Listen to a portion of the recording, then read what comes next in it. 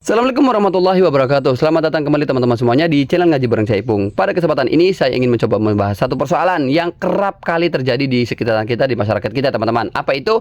Yaitu tradisi mengadani jenazah atau mayit yang hendak dikuburkan, hendak dimakamkan.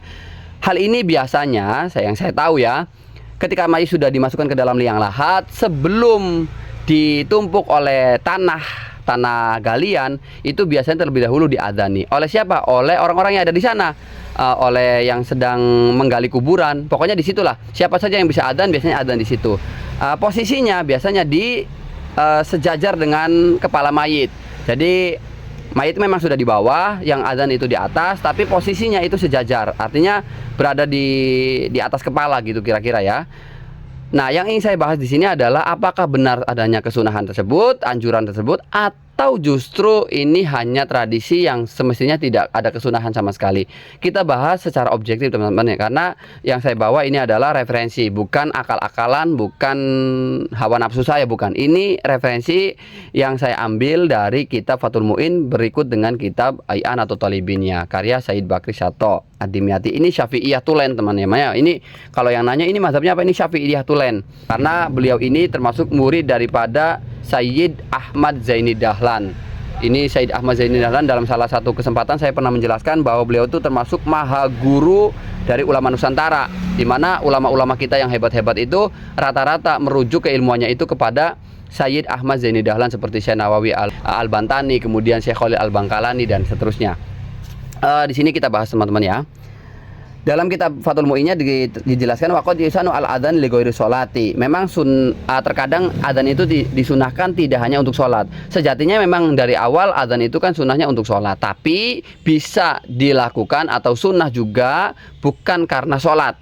Bukan karena sholat, karena kalau sholat jelas ya. Ini bukan karena sholat, tapi ada kesunahan untuk adzan.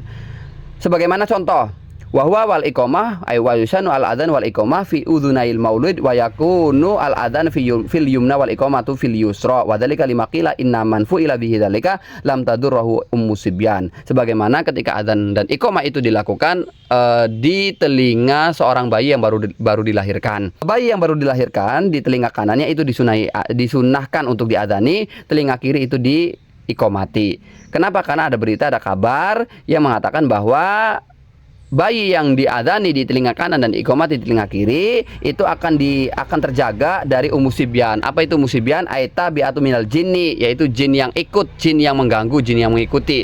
Sehingga bayi yang diadzani itu insya Allah dihindarkan dari jin-jin seperti itu. Dan juga waliyakuna awwalu ma yuqra'u sam'ahu haladukhulihi fid dunya adz-dzikra, agar kalimat yang pertama kali didengarkan oleh si bayi tersebut, oleh anak yang baru dilahirkan itu adalah kalimat zikir. Karena kan azan itu kan isinya zikir-zikir semua. Tapi juga ada persyaratan. Wa yustaratu fil muadzin ayyakun dzakaran musliman. Untuk orang yang adzan mengadani telinga bayi tersebut itu harus seorang laki-laki yang muslim. Artinya bukan perempuan, juga bukan non muslim. Bukan perempuan yang muslimah atau laki-laki tapi non muslim, bukan, tapi harus laki-laki yang muslimah. Kemudian wafil mauludi disyaratkan bagi anak yang diadzani itu ayyakuna walada muslimin, dia anak atau yang terlahir dari seorang muslim. Li'anal adzana min jumlati ahkamid dunya, karena adzan itu termasuk hukum-hukum duniawi sehingga diberlakukan hanya kepada orang-orang muslim. Langsung saja, wa'lam annahu la yusanu al adzanu inda dukhulil qabri khilafan liman qala bi nisbatihi qiyasan li khurujihi minad dunya ala dukhulihi fiha. Qala Ibnu Hajar wa radatuhu fi syarhil ubabi lakin idza wafaqa inzalahu al qabru adzanun khuffifa anhu fi su'ali. Nah ini jawaban yang tadi teman-teman ya, bahwa ketahuilah sesungguhnya adzan itu tidak disunahkan ketika si mayit itu hendak dimasukkan ke dalam kubur. Ini berbeda pendapat jelasnya dengan orang-orang yang mensunahkan. Mereka yang mensunahkan mengadzani mayit di dalam kubur itu dengan alasan mengkiaskan ketika bayi atau seseorang tersebut lahir ke dunia diadzani, maka keluar dari dunia pun harus diadzani atau baiknya diadzani. Bagi ulama yang mensunahkan ataupun menganjurkan mengadzani mayit ketika hendak dikuburkan, mereka berdalih dengan cara kias. Imam Ibnu Hajar beliau menolak di dalam kitab Syarah Al-Ubab beliau telah menjelaskan tolakannya itu. Tapi menurut beliau Imam Ibnu Hajar, lakin idza wafaqa inzalahu al-qabra adzanun khufifa anhu fi su'al.